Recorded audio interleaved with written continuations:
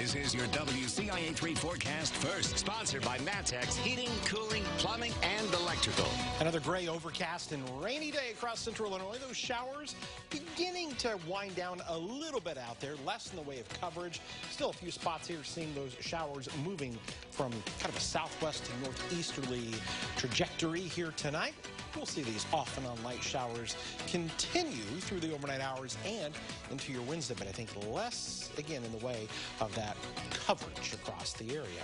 A little warmer down near Effingham at 73 degrees, 69 in Champaign right now. Noticing some of that humidity, some of that mugginess out there. And as we go throughout tonight, again, those off and on showers will be around. Temperatures very comfortable, but soon our temperatures are going to go way above average. 90 degrees in the forecast. We'll show it to you coming up. WCIA 3 News starts right now. Now from WCIA 3 News.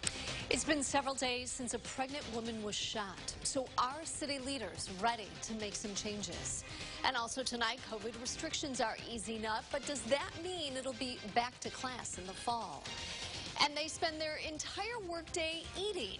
Why, in this case, that's the point. You're watching your local news leader. This is WCIA 3 News at 6. The road that, they're going down is going to end up with them being dead. Community leaders are putting their heads together to find a solution so that doesn't happen. Good evening, I'm Jennifer Roscoe. The Champaign County NAACP says the shootings and gun violence need to stop. Officials in Champaign County can't agree more.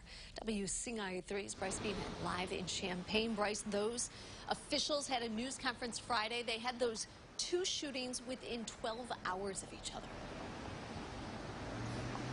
That's right. The Champaign mayor, police chief, and two activists spoke about gun violence in the community.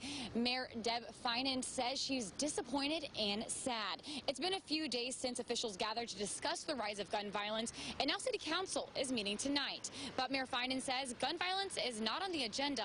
They do plan to talk about the LIFT program, which is a program to help families and individuals. Meanwhile, Urbana's police chief says gun violence is affecting everyone in the area. No one wants to see any bystander get injured, whether they're 2 or 92. And I think those, yeah, absolutely, those are the things. And that's why we ask people to come forward and they have information and to call us right away. And this year, a 2-year-old was hit by gunfire in Urbana.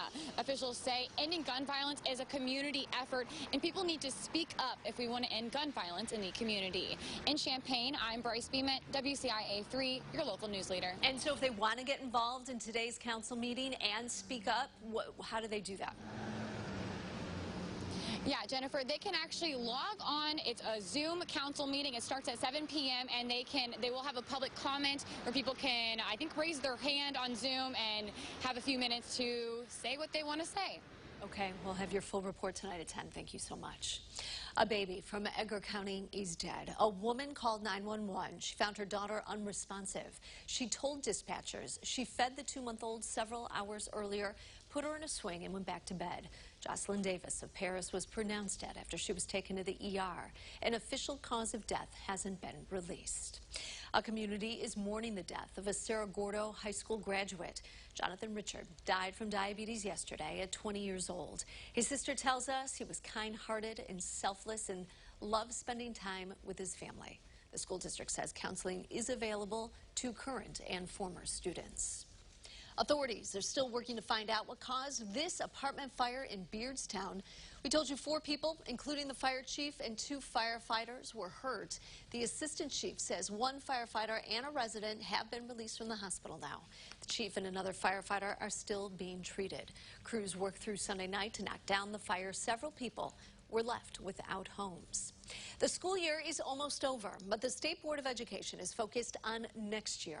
It's voting on requiring all students to go back to class full-time with some limited options for remote learning. WCIA 3's Jared Farmer is with us. So, Jared, what would this mean for students who aren't eligible for a vaccine yet? Jennifer, if this resolution passes, only students who are both not vaccinated and ordered to quarantine will be able to do remote learning. So far, just about 38,000 kids aged 12 to 15 have been vaccinated in Illinois since the CDC approved the Pfizer vaccine for that age group. But the state doesn't require kids to get vaccinated to return to school just yet. Officials with the Champaign School District tell me they'll be paying close attention to state and local guidelines before they make any concrete plans. But as it stands, they're anticipating a full return to in-person learning with a few exceptions. That includes spacing students as much as possible, that 3 to 6 feet, no less than 3 feet. And what it does mean for unvaccinated students is that there may be more quarantine as we do try to move more students in at that 3 feet level. And she says their biggest concern will be finding ways to enforce that 3 feet social distancing and finding ways to keep the virus from spreading in the cafeteria when students are eating lunch. Nurse Poole says the best way students and parents can protect themselves is to get vaccinated. And next week at Centennial, there will be a vaccine clinic for all students and parents who are eligible. Jennifer? All right, Jared, thank you. A new COVID-19 test developed by the University of Illinois could get you test results in less than 30 minutes.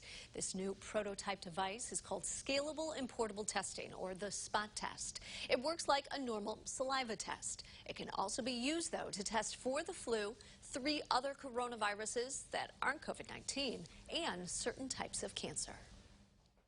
What I'm excited is that this technology is so quick and sensitive, right? And particularly is scalable because of the low cost and because the high sensitivity. Researchers say they hope the FDA approves the test soon, then it would be ready to be mass-produced in a few months. The state's positivity rate continues to inch down. It's now at 2.8%. There are almost 1,500 new cases in Illinois, 21 where people have died from the disease. About 26,000 more were vaccinated yesterday. The number is low because of issues with pharmacies and their server that reports it. The average is 56,000 plus. 10.4 million people have now been vaccinated in Illinois. Should unemployment benefits continue to include an extra $300? Who's pushing the governor to cut them off? And also tonight.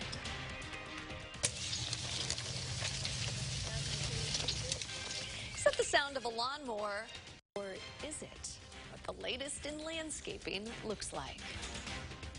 Okay. You gotta feeding your landscapers while they're on the job. Well, come on over to my house. Plenty of work for you. You gotta stay tuned for this story. It's interesting to see how long it takes. Yeah, for sure. All right, it's not going to take long before our temperature is going to be back up to near 90 degrees. Today was only 70 for a high. We'll talk more about the big changes that are in our forecast coming up.